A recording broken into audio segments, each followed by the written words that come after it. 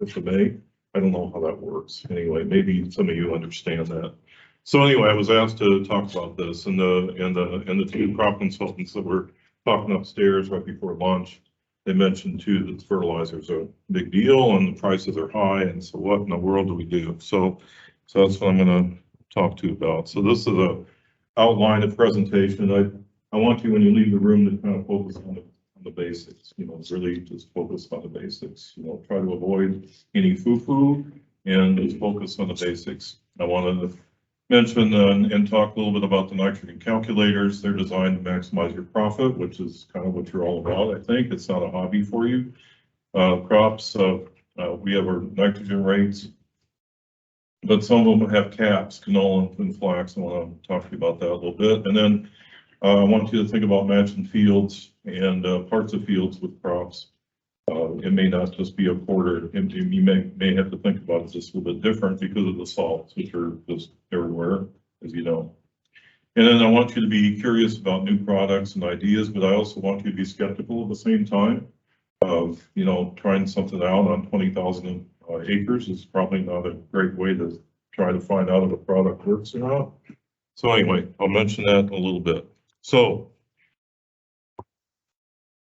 when you look at our nitrogen calculators and some of our recommendations, we have this eastern North Dakota and western North Dakota, which is pretty self-explanatory. East of the Missouri River, west of the Missouri River.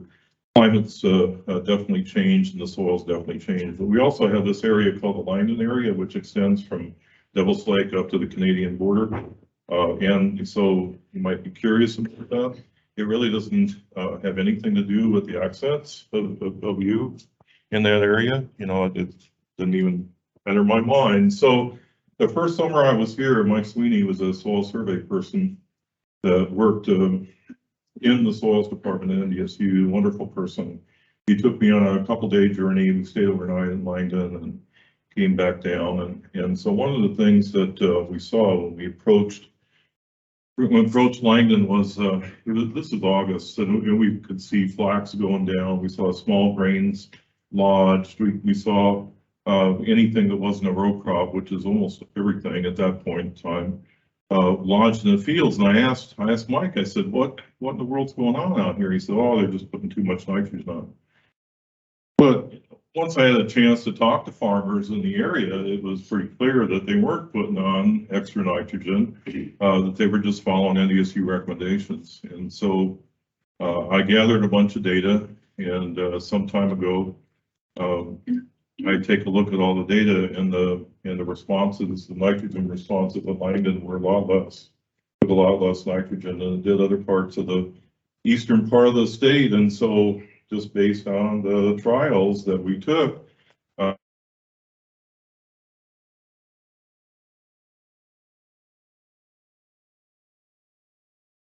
something like that. So that's the way it looks. We got the Langdon area there. So when I gave a presentation out to Bismarck, one of the state people came over from NRCS. He was very excited and told me that they always knew the area was different. They just didn't have any data to support it. And so he sent me a couple of journal articles. One was within the paper was defined the Shaley area of North Dakota, which is the Langdon area. And then also he sent me a paper from Science, the only USDA article on Science that anybody knows of. And it was about nitrification in the shale. And so he had taken those little bits of shale out of the soil and run an incubation study, and ammonia came out. So when you take a soil sample up in the shale area, it's very common. And some of you, the consultants, you know this. I've talked to you about it before. There's shale in all the soil samples. It's the surface of the soil is very shallow to shale, and so you can just see these little pieces of gray rock. I know you've seen it before. So that's slow release nitrogen, and so that's why this area requires less nitrogen than other areas of eastern North Dakota. And it may not be in a block. I think I talked to somebody from Candu not too long ago, which is outside of that area. And he said, well, I have a field or two that has a lot of shale in it too. It says, well, maybe you need to pay attention to that. So that's the thing. So back to basics. Want to do the nitrogen. If you're growing corn, if you're growing sunflower, if you're growing spring wheat, this used to be the Durham Triangle. You know that? When I came here in '94, they had a phone book and it said the Durham Triangle on the phone book. Ain't anybody growing Durham anymore? You know, they've all gone broke or you decided to do something else. So now you grow canola. So it's not that anymore, but there's still a fair amount of wheat around. So I have this nitrogen calculator. So it's really important. It takes into account the price of the corn, price that you expect to sell it at. It takes into account the cost of the nitrogen that you're using. The organic matter really isn't important until you get to 6%. And up in this area, there may be a person or two that has some soil up in 6%. If you go along Route 5 from Pembina west to the escarpment, where the escarpment protected those fields from wind erosion years and years ago and still does today, there's some nice 6-7% organic matter soils in that valley. So you may have an area that does have that. So if it is above 6%, then you should put that in there because there's a credit that goes down. But other than that, it certainly contributes to the productivity of those soils, but it doesn't contribute anything to extra nitrogen that you could take out of it. And then the soil test, of course, is very important. And in this region, you'll either be with corn. I carved this out because people got confused, and rightly so. The eastern region is really subject to nitrogen losses from denitrification in high clay soils and leaching in sandy soils. The central region is drier, and so not so much. And so I took that out to as a reflection of the yield restrictions of that area, based on the moisture and the soils, and also that you're not as risk for side dress. Not that side dress, couldn't be done, but it's really not nearly as necessary as it is in the east. Spring wheat and the sunflowers, it doesn't have that central in there. They all respond the same. Top dressing for wheat is not very common and really shouldn't be because it's a 90-day crop from planting to harvest, and there's really not enough time for big losses or for big improvement.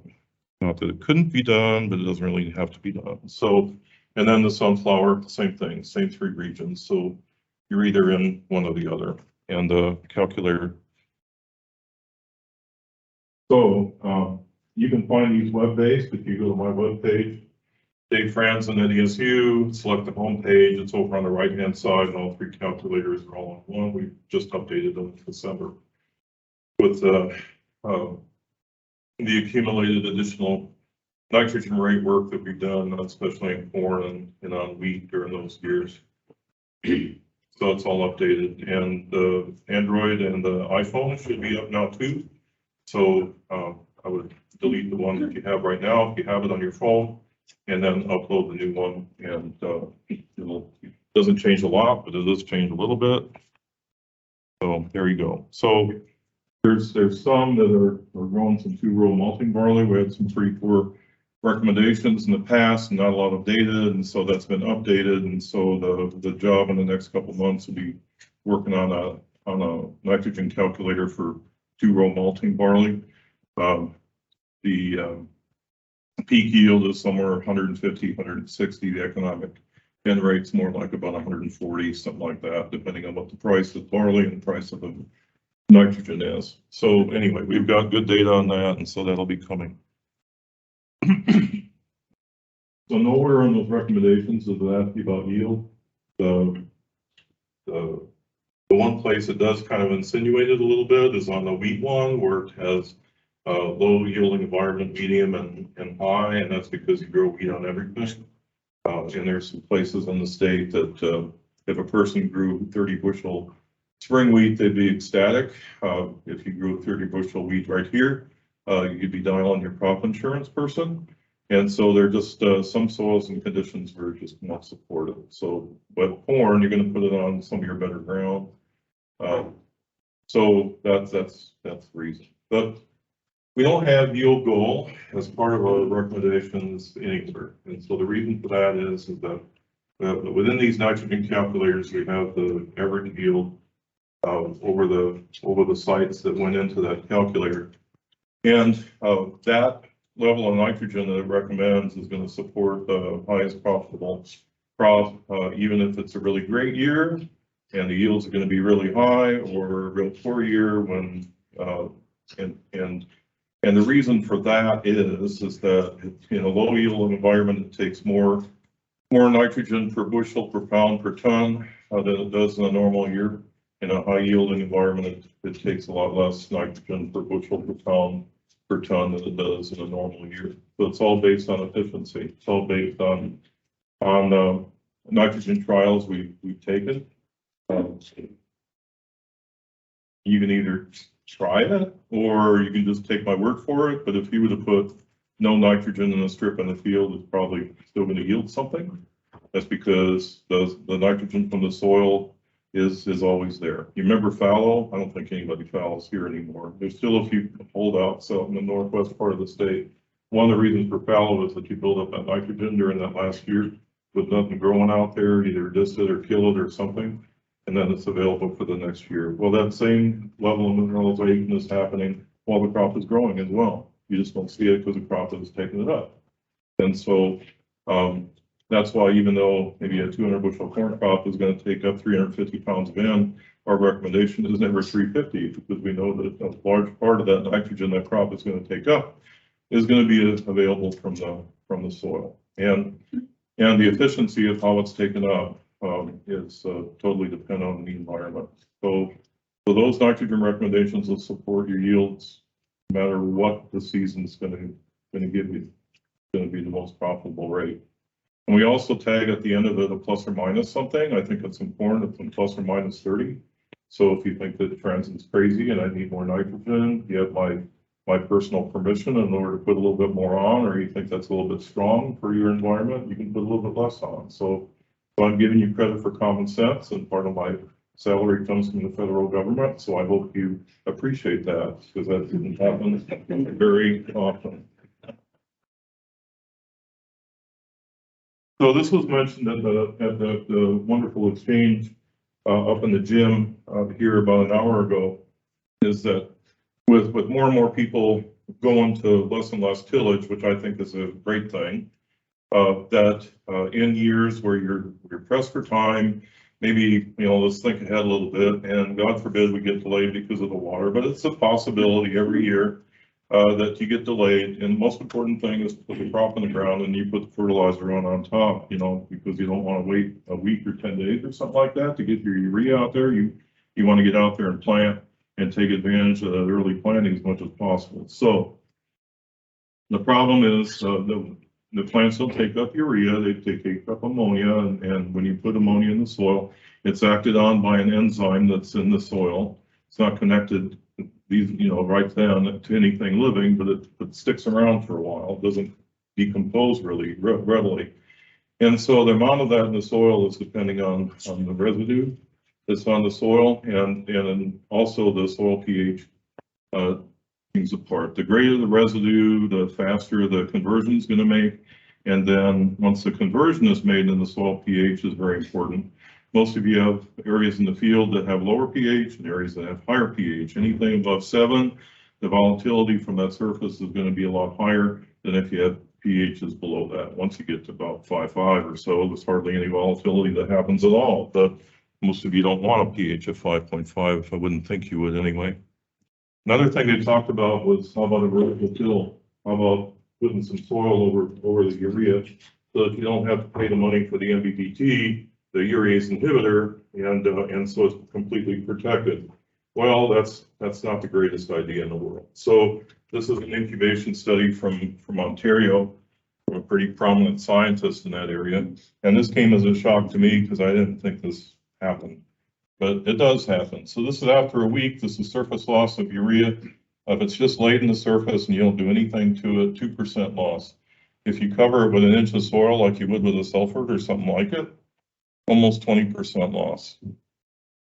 So when somebody calls me up and says, I'm going to put some fertilizer on, should I run a sulfur over to incorporate it? My answer is just leave it the heck alone, put some MBT on it. So that's what you do. It doesn't take much water to incorporate this. I used to think it took maybe about a half inch or so. But I worked for several years down by Lisbon on some long-term no-till stuff, doing a pretty complicated urease inhibitor and ammonia volatilization study. And I found that if we had a tenth of an inch of rainfall in an hour or two, that was enough. That I didn't see any yield difference between whether I had naked urea or not. But you never bet on the weather. It wasn't supposed to be foggy this morning, was it? But it was. And so, you know, you can extrapolate. You've all fought that war before. Enzymes have a three-dimensional structure. You don't think about, I don't know, maybe you do. I never thought of them as having a three-dimensional structure until I learned it did. This is a three-dimensional structure of urease. It's the enzyme that's in plants, it's in bacteria. It's the one that cleaves off the ammonia and makes the ammonia available to make proteins and those kind of things. Because ammonia floating around in anything is toxic. And so it's all hooked onto a carbon skeleton, flows through the plant to where it's supposed to go. The urease cleaves the ammonia off, and in the intracellular space where it's protected and immediately is put into an amino acid or protein. Anyway, so when the plant, the bacteria, when it decomposes, things that are recognizable as leaf, as stem, as all that goes away. A lot of the cell walls, they go, you know, they're eaten up by other things, but this is really resistant to decay. And so this exists in the soil as an independent entity that's not connected with anything living. It has, the active site is a triangle hole, and that's important because that's the structure of urease, or of urea, the NH2CO, right in there. And as soon as that happens, electrostatic charge in the enzyme changes. The form of the enzyme changes, and I suppose just kind of splits it apart. And so it just flows away, and it's free to take another urea. And so this is a real deal, and that's how it works. So if you use an MBPT or NPPT, which has the same active site, these things have a triangle. That's a tail, that's a nerve. That triangle fits in there, and instead of splitting, it just sticks there, just stays there. This is the most wonderful nitrogen inhibitor, transformation inhibitor on the planet.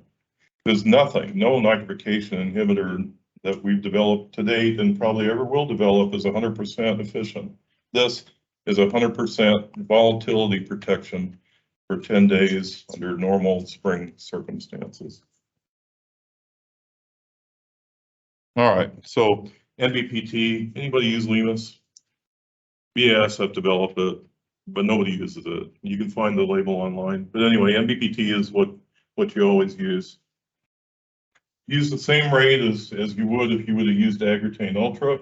If you do the math, that's 2.7 pounds of NBPT per ton of urea. I don't care what you use, but it has to be that. If it's lower than that, it's less effective. Some people also talk about ammonium thiosulfate, which is developed by Jay Goose at NDSU, is now retired. But he'd be the first one to tell you that this has laboratory measurable effects, but if you really want effects, you use the NBPT. All right, so that's that. So in our recommendations, we have a cap on nitrogen rated canola of about 150 pounds, as I recall. And I think the cap on flax is 70, 80, something like that. And so, you know, you can grow 4,000 pounds of canola up here and you think, well, 150 pounds isn't gonna hack it, but it does. You know, in the studies, the N rate's up to 150 pounds as long as you got that good rosette, all made, it's nice and green. It's gonna support really, really high yields. You don't need to push it with the nitrogen. If you push it with the nitrogen, my guess is it's going to make it more susceptible for white mold, which is your mortal enemy, one of them in canola. And so there's no reason to push it, no reason to push it. So that's why there's a cap. And there's also a cap on flax because you just don't need more than that. It's a really efficient crop with respect to nitrogen. The thing that probably holds the yields back on flax more than anything else is is maybe the salts in certain cases, but also the planting date. You know, flax is just kind of an afterthought. When Jim Hammond, who bred flax, was still alive, and went into his office one day and I said, you know, this is just driving me crazy because with your variety trials, you're getting 40 bushel of flax, and when you go to the research stations and look at what they've done in certain experiments, it's 20, 25 bushel. And he says, well, you know, you can't plant it late May. You know, you got to plant it at the same time as you plant barley or wheat or something like that. It's early planting. So that's why it's capped. You know, if you put too much nitrogen on, it'll be like what I saw in 1994 with the flax is going to lay down and go to sleep, and that's the last thing you want to have happen in flax. All right, so that's nitrogen. So moving on to phosphate. The nitrogen price right now is really kind of weird. It's really weird.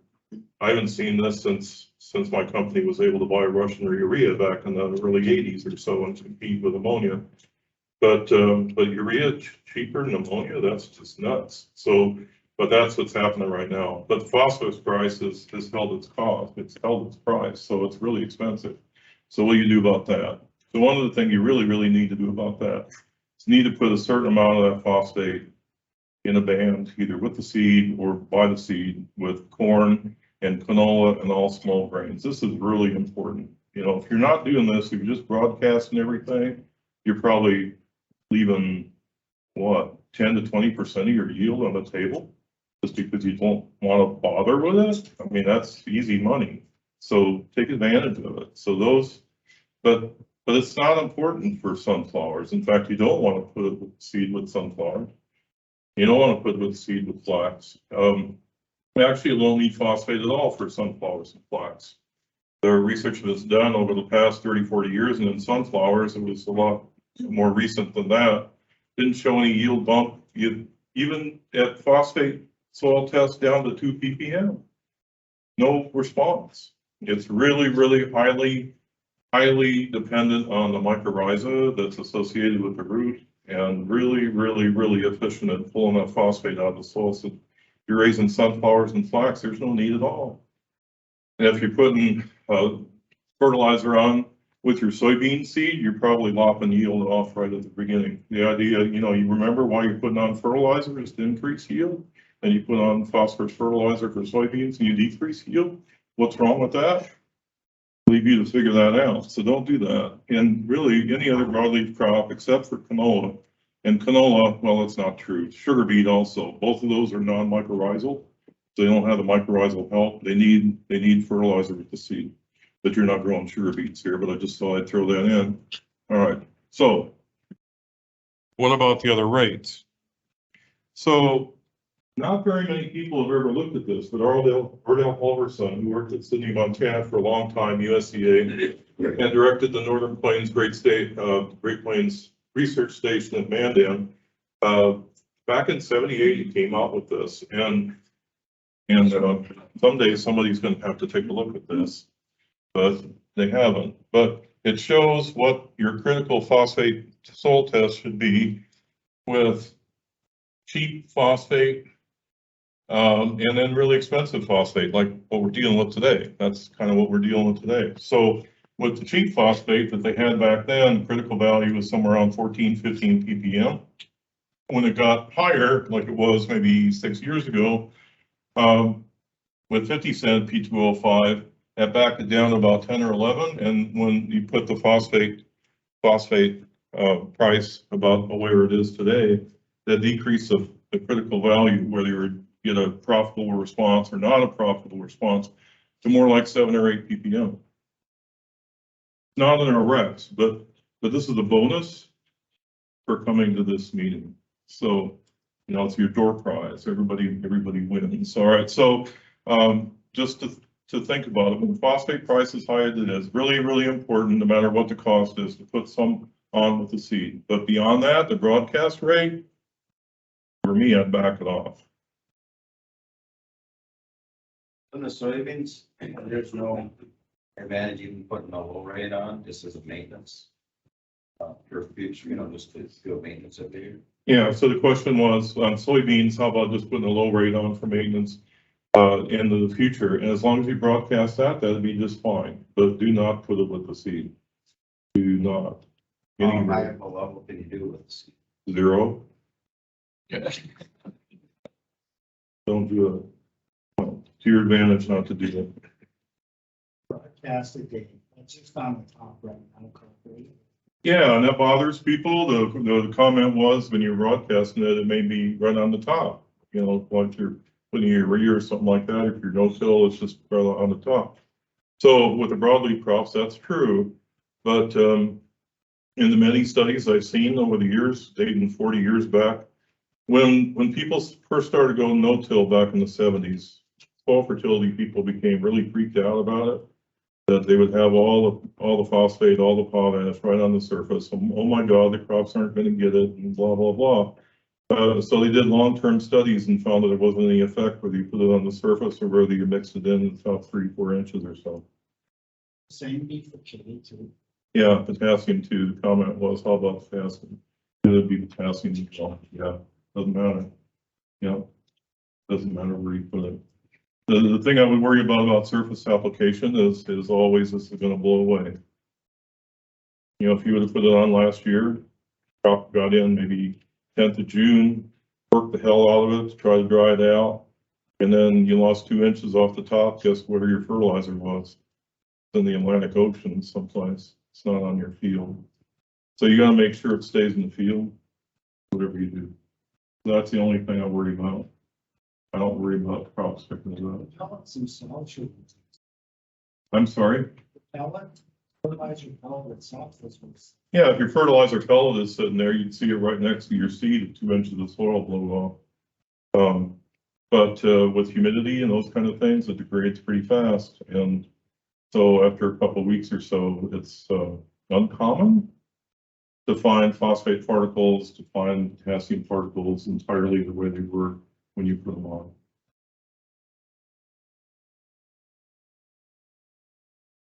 Our rates of potassium for corn and for the crops where it's of major importance are all based on clay chemistry. This is a very new. Minnesota's recommendations are going to change here in the next year or two to be based on this too. And South Dakota's was working on it too. So there's 3 main clay chemistries in the state. People think clay is clay. That you go down to South Georgia and get a handful of clay and you feel it feels just the same as if it's up here. It feels just the same, but it's not. Chemistry is totally different. So in the western part of the state, West River, where our speaker from Dickinson was this morning, they have a lot of kaolinite. These are kaolinite individual sheets stacked up, stack. It's not swelling, it's not shrinking, it's just staying there. And the only potassium there is on the edges. It doesn't have anything in between. It's just totally surface area of the particle. Illites and kaolinites are what dominate most of your soils, and you tend to be at least as much illite, sometimes more than you do the smectitic clays over here. So these are illites. You can see more space between these individual clay sheets. These are really small, you can imagine. So, but you can see that the edges have some room in them, and so potassium is what glues these things together. So it's releasing potassium all the time because they're just saturated with potassium. So it has it on the edges, but it also has it here, and then it diffuses potassium out of the inner layers out in the solution. The smectites are just like this. They have gaps in between the clay layers, and those gaps are those gaps increase or decrease depending on whether they're frozen, thawed, wet, or dry. And in the summertime, when the crop's growing, of course, it's the wet or dry that's really important. So when the soil is very wet, these clay layers expand and potassium can move in and out of them just fine. When it's dry, they collapse. And it's kind of like, have you ever seen kind of a dry sponge and you put it on a wet table or something like that, how it just draws that moisture into it? Does the same thing, I think, with potassium. When you have those highly smectitic soils, you may think that you're okay because your soil test shows that you have 150 ppm of potassium and oh, I'm okay. Corn, this is in corn mostly. Then it gets really dry in late June, July, something like that, and you start to see yellowing on the outside edges of the leaves and it goes up the plant. That's potassium deficiency, and it's caused because these clay layers are keeping it from coming out and actually taking some of the potassium inside. So that's why this makes sense. We have a map of ratios. For us, a 3.5 smectite to illite ratio seems to be what's defining whether you need a higher critical value or not for corn. And there's a couple of areas fairly close that have some higher values. This area right along in here and up in here, those are highly olytic, and so 150 ppm is perfectly fine. But these others need a higher value because in dry summers, they need to be higher. So we have a potassium calculator on a phone that you can, NDSU potassium calculator or K calculator or North Dakota K calculator, takes into account the price of the potassium fertilizer and the price of the corn. It's just for corn. So you can download that and use that if you want. All right. So the next thing I want to hit is sulfur. If you're growing canola, use sulfur. That's just the blanket statement, and it's very, very, very important.